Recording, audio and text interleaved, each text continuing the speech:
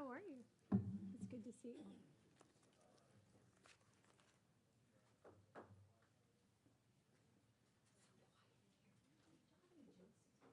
Well, we were wondering, like, since you got the bag. Yeah.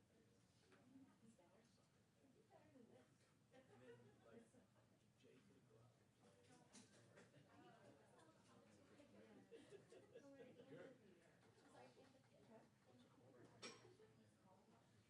Oh gosh, no, I have to tell you that story later. It's stupid though. I told you it was done, right? I don't know what compliment actually.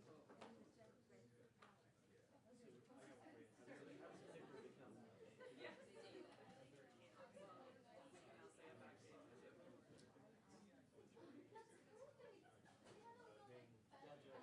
Yes, you had that?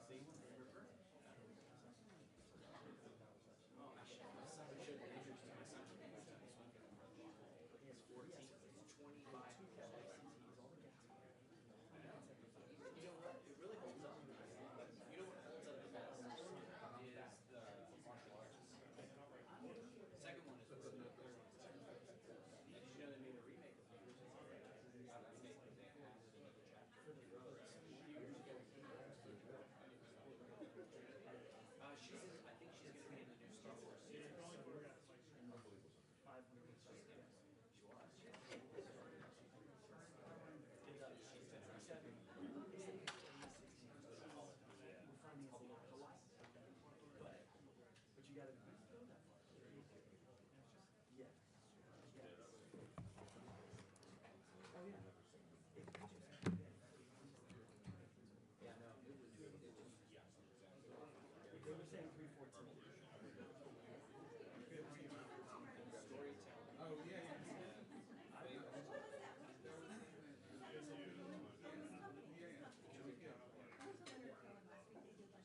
Yeah, ours is all over. Oh, yeah. I was at cool. No, I know. That was the thing, because he picked our he's like, he's like, I'll give that to you, but it has to be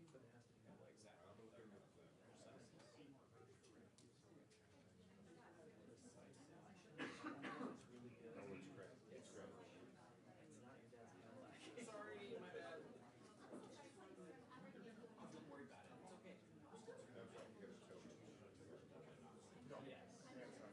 Circles the toast, but I think that the toe is. No, we all have our ones. Yes, it's a part of life. I was not very good. But thank you so much. I really charging is like you find out their house doesn't have enough amperage to keep it. Yeah.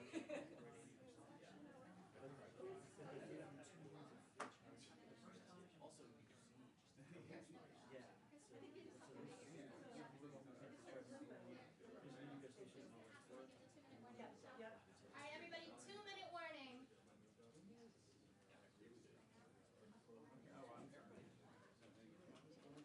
Yes, yes. Oh, listen, as soon as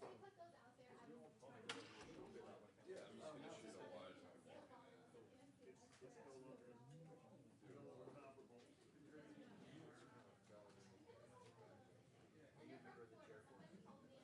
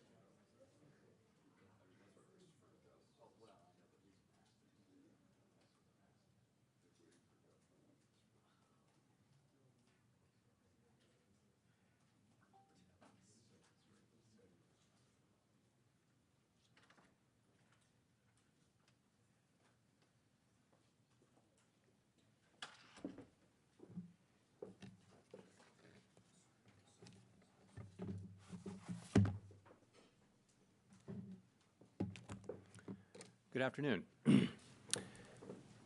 My colleagues and I remain squarely focused on our dual mandate to promote maximum employment and stable prices for the American people. The economy has made considerable progress toward our dual mandate objectives. Inflation has eased substantially over the past year, while the labor market has remained strong. And that's very good news. But inflation is still too high.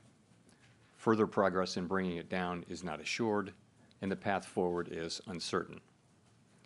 We are fully committed to returning inflation to our 2% goal. Restoring price stability is essential to achieve a sustainably strong labor market that benefits all. Today, the FOMC decided to leave our policy interest rate unchanged and to continue to reduce our securities holdings, though at a slower pace. Our restrictive stance of monetary policy has been putting downward pressure on economic activity and inflation, and the risks to achieving our employment and inflation goals have moved toward better balance over the past year. However, in recent months, inflation has shown a lack of further progress toward our 2% objective, and we remain highly attentive to inflation risks. I'll have more to say about monetary policy after briefly reviewing economic developments. Recent indicators suggest that economic activity has continued to expand at a solid pace. Although GDP growth moderated from 3.4% in the fourth quarter of last year to 1.6% in the first quarter, private domestic final purchases, which excludes inventory investment, government spending, and net exports, and usually sends a clearer signal on underlying demand, was 3.1% in the first quarter, as strong as the second half of 2023. Consumer spending has been robust over the past several quarters, even as high interest rates have weighed on housing and equipment investment. Improving supply conditions have supported resilient demand and the strong performance of the U.S. economy over the past year. The labor market remains relatively tight, but supply and demand conditions have come into better balance. Payroll job gains averaged 276,000 jobs per month in the first quarter, while the unemployment rate remains low at 3.8%. Strong job creation over the past year has been accompanied by an increase in the supply of workers, reflecting increases in participation among individuals aged 25 to 54 years and a continued strong pace of immigration. Nominal wage growth has eased over the past year and the jobs-to-workers gap has narrowed, but labor demand still exceeds the supply of available workers. Inflation has eased notably over the past year, but remains above our longer-run goal of 2%. Total PCE prices rose 2.7% over the 12 months ending in March. Excluding the volatile food and energy categories, core PCE prices rose 2.8%. The inflation data received so far this year have been higher than expected. Although some measures of short-term inflation expectations have increased in recent months, longer-term inflation expectations appear to remain well anchored, as reflected in a broad range of surveys of households, businesses, and forecasters, as well as measures from financial markets. The Fed's monetary policy actions are guided by our mandate to promote maximum employment and stable prices for the American people. My colleagues and I are acutely aware that high inflation imposes significant hardship as it erodes purchasing power, especially for those least able to meet the higher costs of essentials like food, housing, and transportation. We are strongly committed to returning inflation to our 2% objective. The committee decided at today's meeting to maintain the target range for the federal funds rate at 5.25% to 5.5%, and to continue the process of significantly reducing our securities holdings, though at a slower pace. Over the past year, as labor market tightness has eased and inflation has declined, the risks to achieving our employment and inflation goals have moved toward better balance. The economic outlook is uncertain, however, and we remain highly attentive to inflation risks. We've stated that we do not expect that it will be appropriate to reduce the target range for the federal funds rate until we have gained greater confidence that inflation is moving sustainably toward 2%. So far this year, the data have not given us that greater confidence. In particular, and as I noted earlier, readings on inflation have come in above expectations. It is likely that gaining such greater confidence will take longer than previously expected. We are prepared to maintain the current target range for the federal funds rate for as long as appropriate. We're also prepared to respond to an unexpected weakening in the labor market. We know that reducing policy restraint too soon or too much could result in a reversal of the progress we've seen on inflation. At the same time, reducing policy restraint too late or too little could unduly weaken economic activity and employment. In considering any adjustments to the target range for the federal funds rate, the committee will carefully assess incoming data, the evolving outlook, and the balance of risks.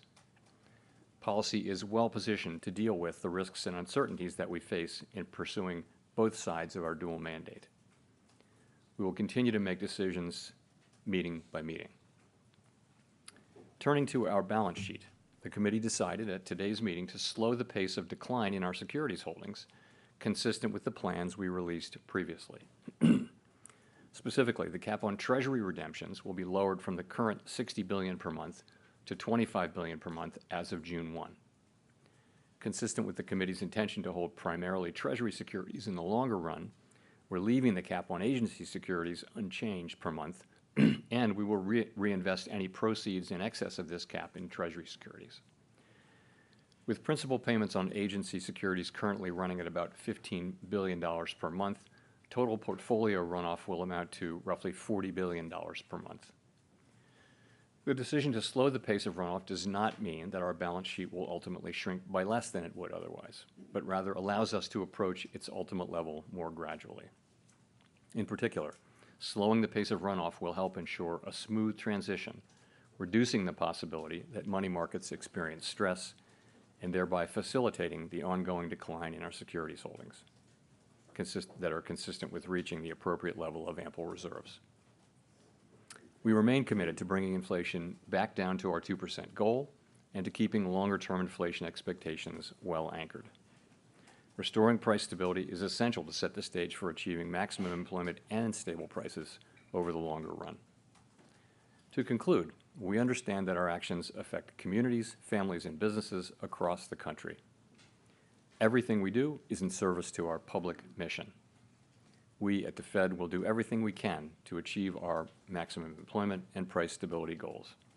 Thank you. I look forward to your questions. Thank you. Howard Schneider with Reuters. A question to follow up, if I could. Do you consider the current policy rate still, are you confident that it's sufficiently restrictive to get inflation back to 2%? So I do think the evidence shows, pretty clearly that policy is restrictive and is weighing on demand. And there are a few places I would point to for that. You can start with the labor market. So demand is still strong, the demand side of the labor market in particular, but it's cooled from its extremely high level of a couple of years ago. And you see that in job openings. You saw it, more evidence of that today in the JOLTS report, as you'll know. It's still higher than pre-pandemic, but it has been coming down both in the Indeed report and in the JOLTS report. That's demand cooling. The same is true of quits and hiring rates, which have essentially normalized. I also we look at surveys of workers and, surveys of workers and businesses and ask workers, are jobs plentiful, and ask businesses, are workers plentiful? Is it easy to find workers? And you've seen that the answers to those have come back down to pre-pandemic levels.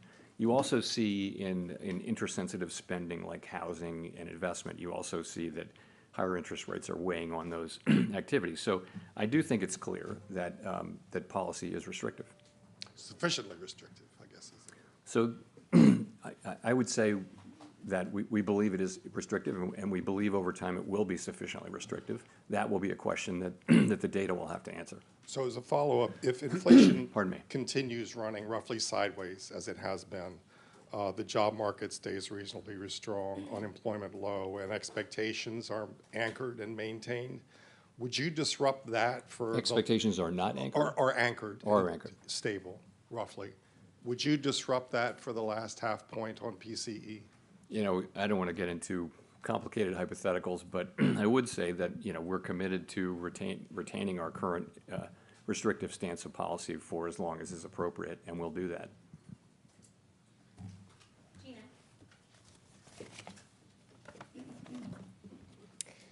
Thanks for taking our questions, Chair Powell. I wonder, obviously, Michelle Bowman has been saying that there is a risk that rates may need to increase further, although it's not her baseline outlook. I wonder if you see that as a risk as well, and if so, what change in conditions would merit considering raising rates at this point? So I think it's unlikely that the next policy rate move will be a hike. I'd say it's unlikely. Our policy focus is really what I just mentioned, which is how long to keep policy restrictive. You ask, what would it take? I think we'd need to see persuasive evidence that our policy stance is not sufficiently restrictive to bring inflation sustainably down to 2% over time. That's not what we think we're seeing, as I mentioned. But that's something like that is what it would take. We'd look at the totality of the data, answer to that question. That would include inflation expectations, and all the other data too.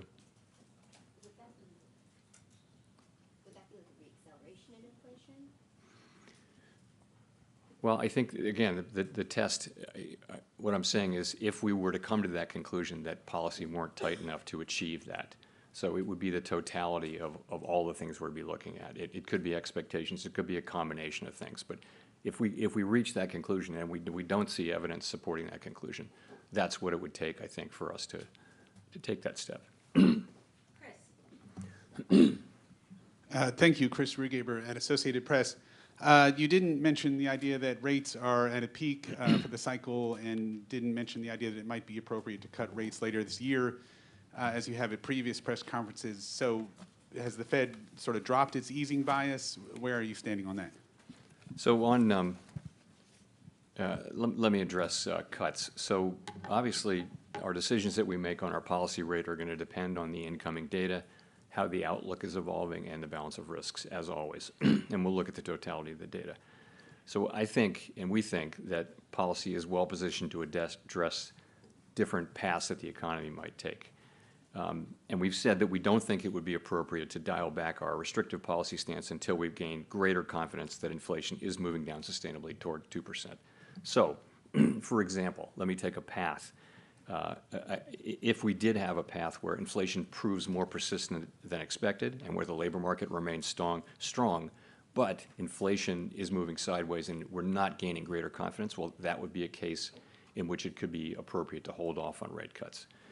I think there's also other paths that the economy could take which would cause us to want to consider rate cuts, and those would be, two of those paths would be that we do gain greater confidence, as we've said, that inflation is moving sustainably down to 2%, and another path could be, an unexpected weakening in the labor market, for example. So those are paths in which you could see us cutting rates. So I think it really will depend on the data. In terms of peak rate, I think really it's the same question. I think the data will have to answer that question for us. Well, and could you just follow on the path where you might not cut? Is that, you mentioned that it would be inflation persistent. Is inflation, would that be the key data in making that decision, or could you expand a bit more on that? Thank you. Again, we've set ourselves a test that for us to begin to reduce policy restriction, we'd want to be confident that inflation is moving sustainably down to 2%. And for sure, one of the things we'd be looking at is the performance of inflation. We'd also be looking at inflation expectations. We'd be looking at the whole story, but clearly incoming inflation data would be at the very heart of that decision.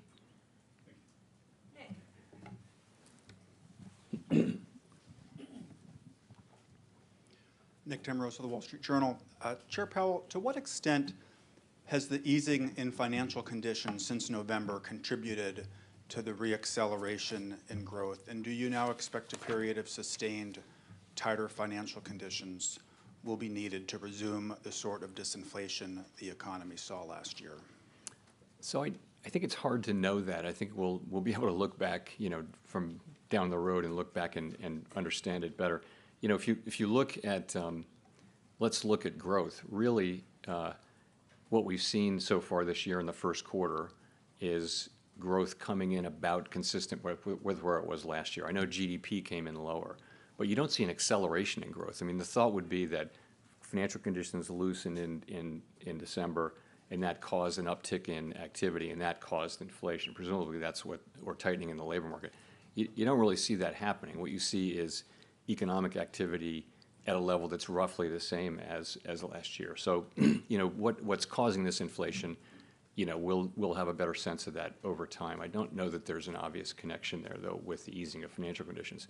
In terms of tightening, you're right. I mean, rates are certainly higher now and have been for some time than they were before the December meeting, and they're higher, and that's tighter financial conditions, and that's appropriate given what inflation has done in the first quarter.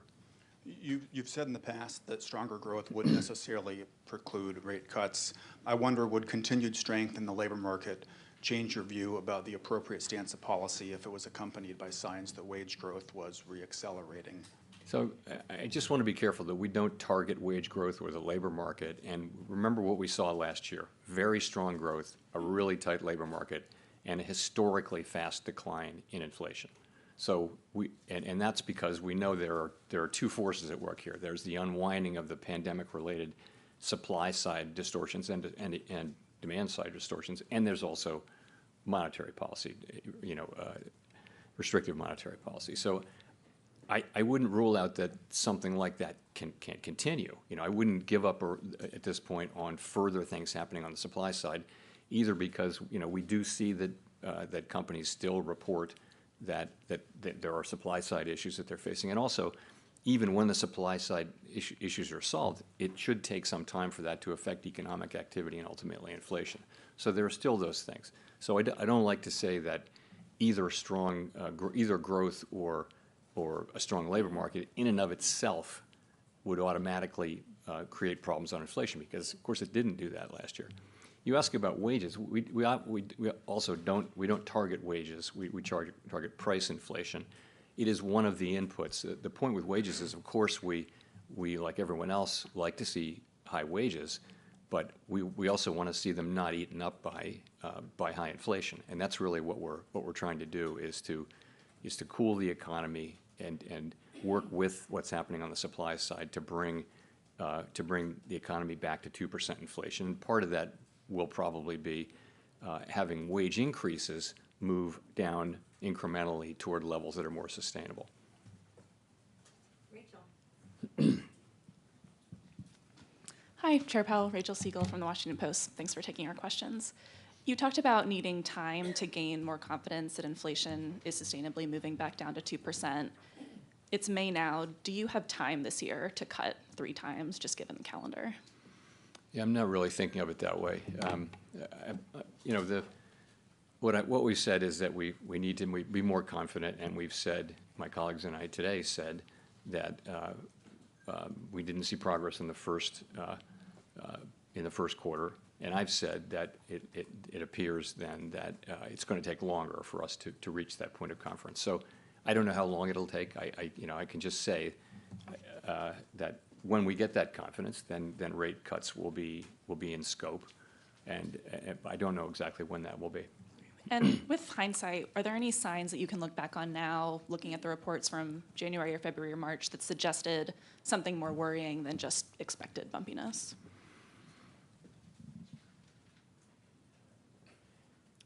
Not really.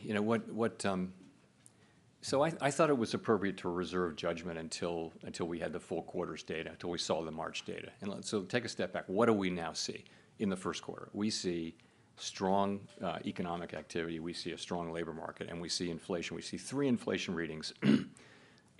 So I think you're at a point there where you should take some signal. We don't like to react to 1 or 2 months' data, but this is a full quarter, and I think it's appropriate to take signal now, and we are taking signal. And the signal that we're taking is that it's likely to take longer for us to gain confidence that we are on a sustainable path than a 2% inflation. That's the signal that we're taking. Steve. Yeah, Mr. Chair, if I could, Steve Leisman, CNBC, if I could follow up on that. What particular areas were sort of temporary or blips in the inflation data in the first quarter, and what's the dynamic by which you expect them to work out in the coming months and quarters? Yeah. So we will, we will put the thing, we have put the thing under a microscope. I will say nothing is going to come out of that that's going to change the view, I think, that in fact we didn't gain confidence and that it's going to take longer to get that confidence. But confidence, I just think, you know the story. What's happened since December is you've seen higher goods inflation than expected, and you've seen higher non-housing services inflation than expected, and those two are working together to sort of be higher than we had thought. And there are stories behind how that happened, and I think my expectation is that we will, over the course of this year, see inflation move back down. That's my forecast. I think my confidence in that is lower than it was because of the data that we've seen. So we're looking at those things. We also continue to expect, and I continue to expect, that housing services inflation, given where market rents are, those will show up in measured housing services inflation over time. We believe that it will. It looks like that there are substantial lags between when lower market rates turned up and for new tenants, and when it shows up for existing tenants or for in housing services. So, if I could just follow up, is there a bit of a contradiction in the idea that you are reducing quantitative tightening, which is sort of an easing, while you're holding rates steady at a restrictive rate to try to slow and cool the economy and inflation? Thank you. I wouldn't say that, no. I mean, the active tool of monetary policy is, of course, interest rates. And this is a plan we've long had in place to slow, really not in order to, to provide accommodation to the economy, but to be less restrictive to the economy. It really is to ensure that the process of shrinking the balance sheet down to where we want to get it is a smooth one and doesn't wind up with financial market turmoil the way it did the last time we did this, and the only other time we've ever done this.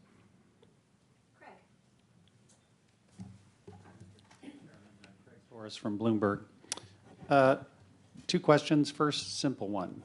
Given the run of data since March, has the probability in your mind of no cuts this year increased or stayed the same? That's the first question. Second question. Chair Powell, you joined the board in 2012, and I'm sure you remember, as I do, what the jobless recovery was like.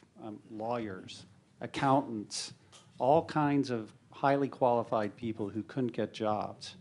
And given your history there, I wonder if there's an argument for being more patient with inflation here.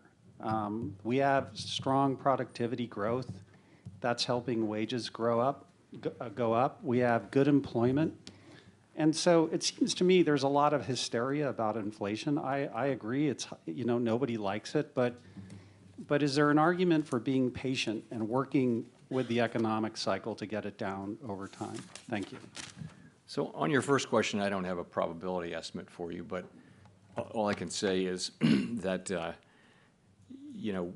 we've said that we didn't think it would be appropriate to cut until we were more confident that inflation was moving sustainably on 2%. We didn't get, our confidence in that didn't increase in the first quarter, and in fact, what really happened was we came to the view that it will take longer to get that confidence. And I think I think it's, the economy has been very hard for forecasters broadly to predict its path, but there are paths to not cutting, and there are paths to cutting. It's really going to depend on the data. In terms of the employment mandate, to your point, if you go back a couple of years, our sort of framework document says that when you look at the two mandate goals, and if one of them's further away from goal than the other, then you focus on that one. It's the time to get back there times the times how far it is from the goal, and that was clearly inflation. So our focus was very much on inflation, and this is what we referred to in the statement. As inflation has come down now to below 3% on a 12-month basis, it's become we're now focusing the other goal, the employment goal, now comes back in to focus, and so we are focusing on it. And that's how we think about that.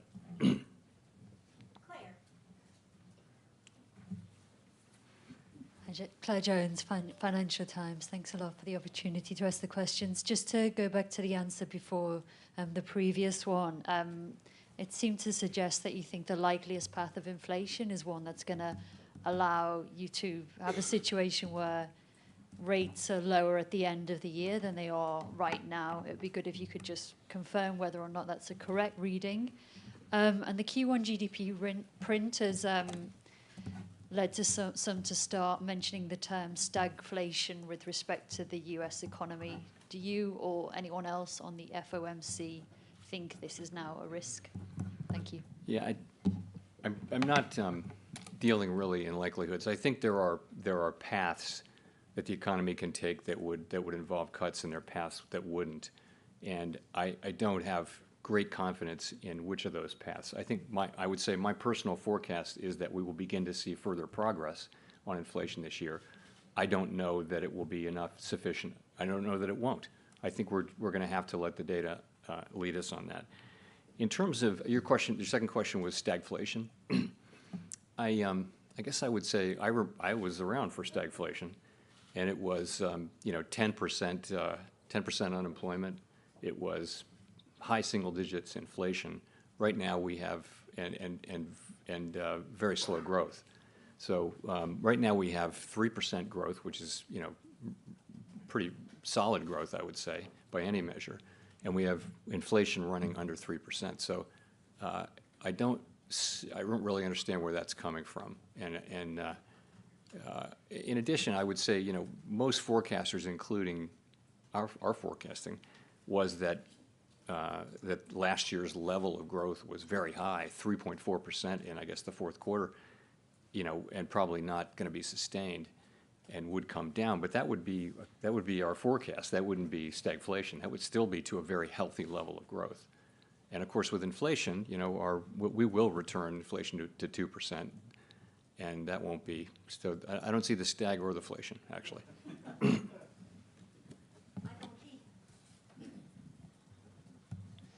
Michael McKee from Bloomberg Radio and Television. The vice chair of the FOMC said recently that he's willing to consider the idea that potential growth has moved up, and of course he's Mr. Potential Growth, our star. Do you share that view, and would that imply that maybe policy isn't tight enough? So I think I would take that question this way. We saw a year of very high productivity growth in 2023. And we saw a year of, I think, negative productivity growth in 2022. So I think it's hard to draw from the data. The question is, will productivity run? There are two questions. One is, will productivity run, persistently above its longer run trend? I don't think we know that. In terms of potential output, though, if that's a separate question.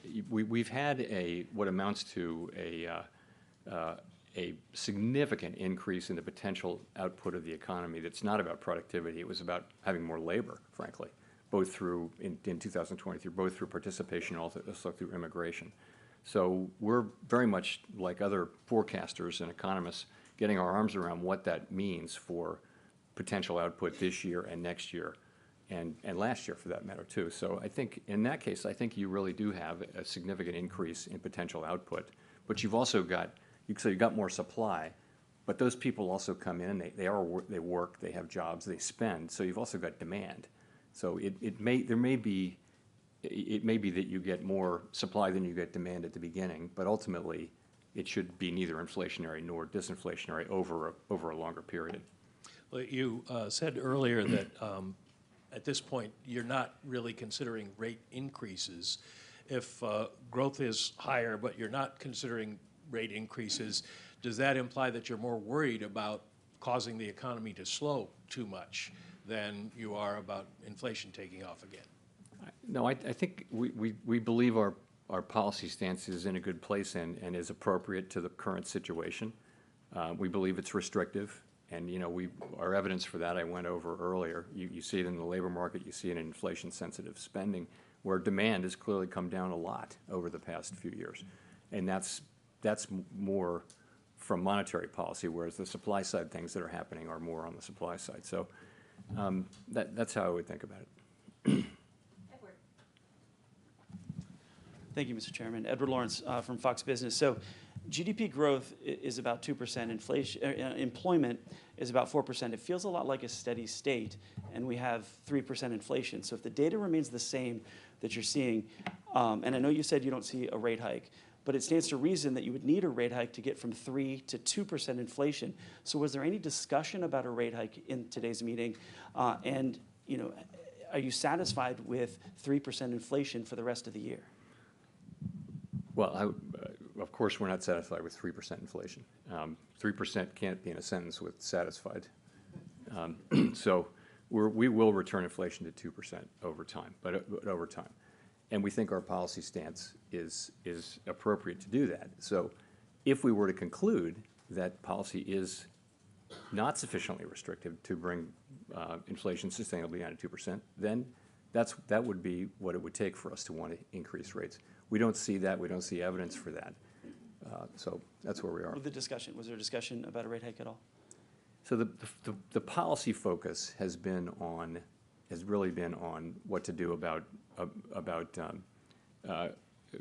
holding the current level of restriction. That's part of the policy. That's where the policy discussion was in the meeting. Yeah, I wanted to follow on the 3%. Is there a time frame of persistent inflation that would trigger a rate hike? There isn't any rule. You can't look to a rule. These are going to be judgment calls. Clearly, restrictive monetary policy needs more time to do its job. That is pretty clear based on what we're seeing. How long that will take and how patient we should be, it's going to depend on the totality of the data, how the outlook evolves. Victoria. Hi, Victoria Guido with Politico. You've talked about your commitment to being apolitical and nonpartisan, and I was just wondering, given that it's an election year, is the bar for rate changes higher close to an election? And similarly, is there a significant economic difference between starting to cut in, say, September versus December? So we're always going to do what we think the right thing for the economy is when we come to that consensus view that it's the right thing to do for the economy. That's our record. That's what we do. We're not looking at anything else. It's hard enough to get the economics right here. These are difficult things, and if we were to take on a whole nother set of factors and use that as a new filter, it would reduce the likelihood we'd actually get the economics right. So that's how we think about it around here. And we're at peace over it. We know that we'll do what we think is the right thing when we think it's the right thing, and we'll all do that. And that's how everybody around here thinks. So I can't say it enough that we just don't go down that road. If you go down that road, where do you stop? And we're not on that road. We're on the road where we're serving all the American people and making our decisions based on the data and how those data affect the outlook and the balance of risks. And then is there a significant difference between, whether you start in, say, September versus December? There's a significant difference between an institution that takes into account all sorts of political events and one that doesn't. That's where the significant difference is. And we just don't do that. I mean, you can go back and read the transcripts for this is my fourth presidential election here. Read all the transcripts and see if anybody mentions in any way the pending election. It just isn't part of our thinking. It's not what we're hired to do. If we start down that road, I don't know how you stop. So.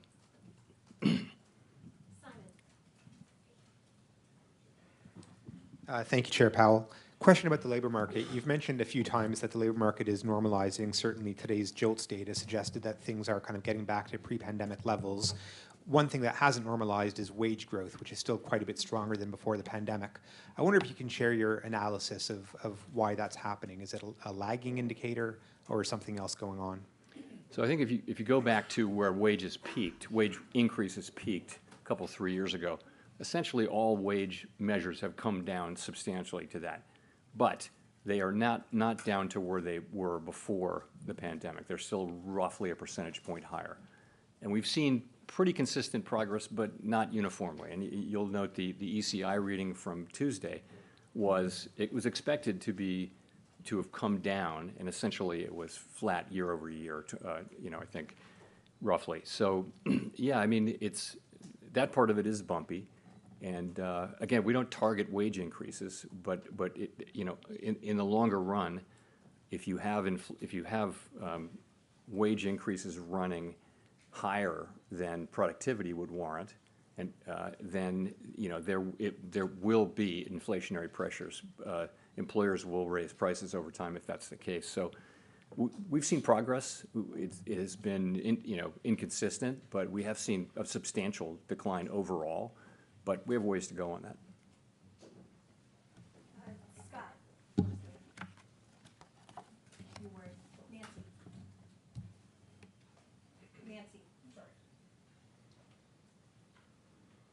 Hey, Chair Powell, Nancy Marshall-Genzer from Marketplace. You mentioned consumers, and consumers are feeling the weight of interest rates right now. Mortgage rates are up, as are rates for car loans, credit cards. People looking to borrow are very discouraged. That's reflected in their views on the economy. What would you say to them?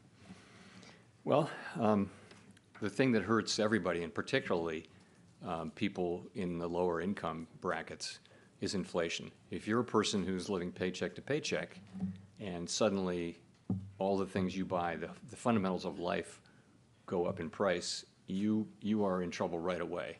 And so with those people in mind in particular, what we're doing is we're using our tools to bring down inflation. It will take some time, but we will succeed, and we will bring inflation back down to 2%, and then people won't have to worry about it again. That's what we're doing, and we know that it's painful and inconvenient, but the dividends will be paid will be very large, and everyone will share in those dividends. And we've made quite a lot of progress if you can think about it. I think headline core PCE peaked at 5.8. Now it's at, anyway, headline peaked at 7.1. Now it's at 2.7. Don't want to get that wrong. No, you don't. Quick follow-up. Are current interest rates really doing that much, though, to fight inflation right now for those consumers? Yes, I mean, I think that restrictive monetary policy is doing what it's supposed to do, and but it's also in this case unusually working alongside and with the healing of the supply side. That was different this time was that a big part of the source of the inflation and the reason why we're having this conversation is that we had this supply side kind of collapse with shortages and bottlenecks and all that kind of thing. And so this was to do with the shutting down and reopening of the economy and other things that really raised demand. So many factors did that. So I think now you see those two things working together, the reversal of those supply and demand distortions from the pandemic and the response to it, along with restrictive monetary policy. Those two things are working to bring down inflation, and we've made a lot of progress. Let's remember how far we've come. And we have a ways to go. We've got work left to do, but we're not looking at the very high inflation rates that we were seeing 2 years ago.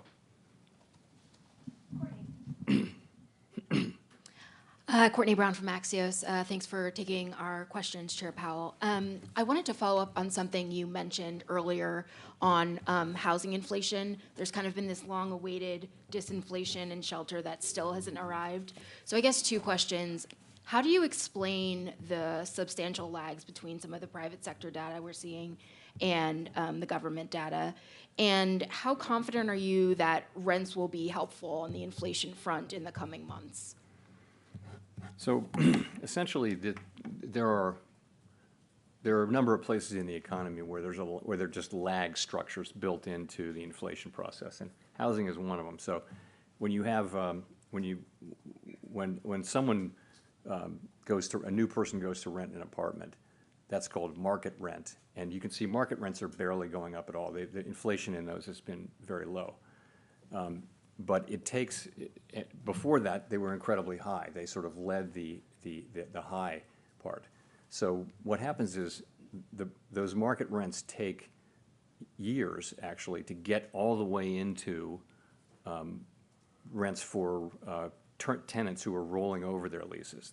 Landlords don't tend to charge as much of an increase to a rollover tenant for whatever reason. And what that does is it builds up a sort of an unrealized portion of increases when there have been big increases. And what happens is, you know, it's complicated, but the story is it just takes some time for that to get in. Now, I am confident that as long as market rents remain low, this is going to show up in measured inflation, assuming that market rents do remain low. What will be the exact timing of it? I think we've learned that the lags are longer. We now think significantly longer than we thought at the beginning. And so confident that it will come, but not so confident in the timing of it. But yes, I expect that this will happen. Thanks. Thank you, Chair Powell, for taking the questions. This is Nicholas Jasinski from Barron's Magazine. It seems that over the past 3 or 4 years, economies and central banks in developed markets, at least, have been on more or less the same trajectory, easing during the pandemic, fighting inflation with restrictive policy on the way out. Feels like that may be ending in 2024 based on some of the economic data from Europe and the US and Japan and statements from those central banks as well. So my question is, what considerations or risks does a period of more divergent global economic trajectories and central bank policies present for the FOMC? So that you're right. I think that may happen, and you know that we all serve domestic mandates, right? So I think the difference between the United States and other countries that are now considering rate cuts is that they're just not having the kind of growth we're having. They have their inflation is performing about like ours or maybe a little better, but they're not experiencing the kind of growth we're experiencing. So we actually have the luxury of having strong growth and a strong labor market, very low unemployment, high job creation, and all of that. And we can be patient, and we'll be careful and cautious as we approach the decision to cut rates, whereas I think other jurisdictions may go before that. In terms of the implications, I think obviously markets see it coming. It's priced in now, and so I think the markets and economies can adapt to it. And I think we haven't seen, in addition for the emerging market economies, we haven't seen the kind of turmoil that was more frequent 20 years ago, 30 years ago. And that's, I think, partly because emerging market countries, many of them have much better monetary policy frameworks, much more credibility on inflation, and so they're navigating this pretty well this time. Jennifer. Thank you, Chair Powell. Jennifer Schonberger with Yahoo Finance. You sort of backed away from the notion that the economy would need to encounter pain for inflation to come back down. But given sticky inflation data in the first quarter, can disinflation still happen along a relatively painless path for the economy, or is some softening in the labor market and the economy likely needed to bring inflation back down? So you're right. I think we thought, and most people thought there would have to be probably a significant dislocations somewhere in the economy, perhaps the labor market, to get inflation all the way down from the very high levels it was at the beginning of this episode. That didn't happen. That's a tremendous result. We're very, of course, gratified and pleased that hasn't happened. And if you look at the dynamics that enabled that, it really was that so much of the gain was from the unwinding of things that weren't to do with monetary policy, but the unwinding of the distortions to the economy, supply side problems, and also some demand issues as well. The unwinding of those really helped inflation come down. Now, as I've said, I'm not giving up on that. So I think it is possible that those forces will still work to help us bring inflation down.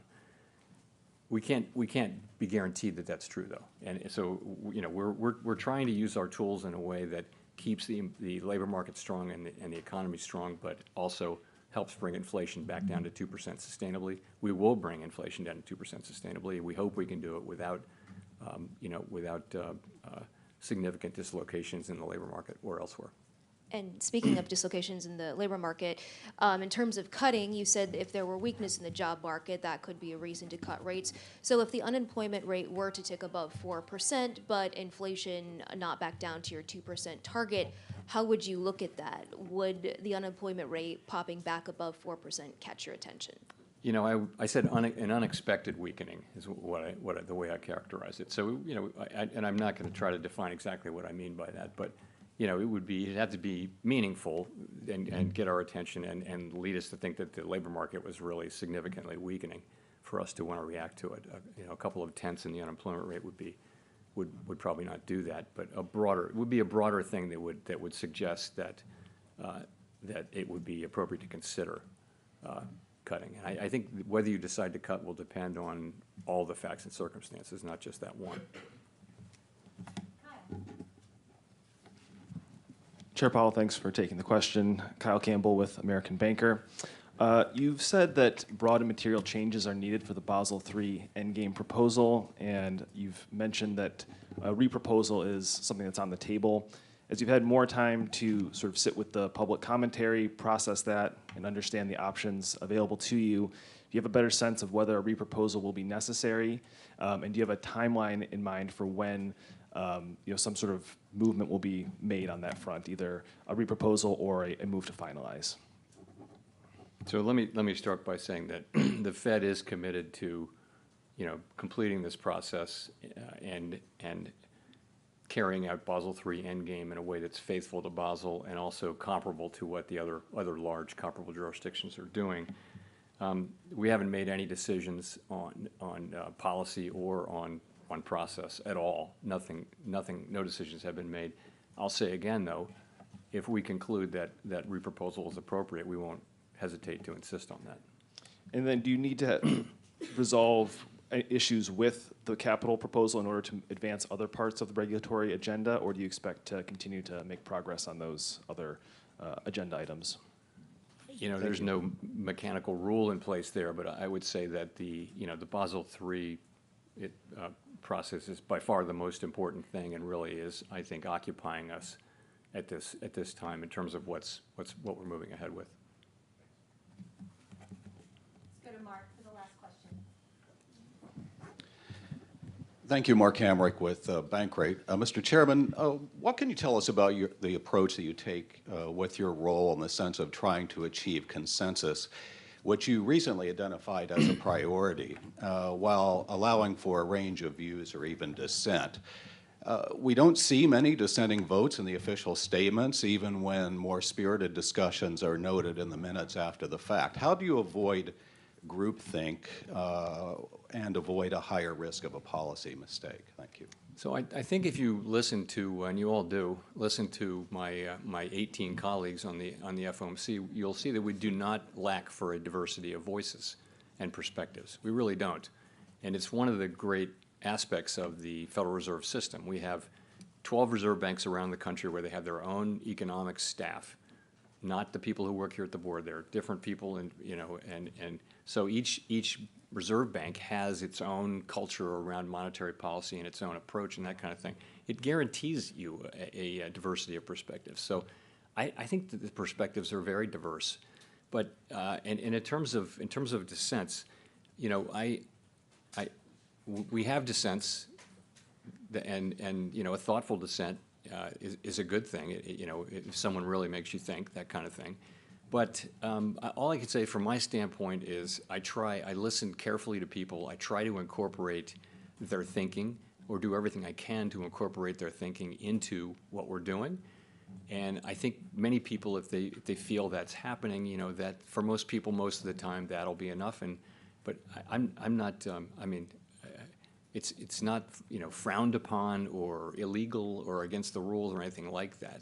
It just is the way things come out. And I mean, I think we have a very diverse group around the people, frankly, more diverse than it used to be in many dimensions, more diverse from the obvious, you know, gender and demographic ways. But also we have more people who are not PhD economists. So we have people from business and law and academia and things like that. So I think you actually do have quite a good diverse perspective. I think all of us read these stories about a lack of diversity, and we look around the room and say, I don't understand. I really don't understand what they're talking about. So, but I get the question, though. Thank you very much.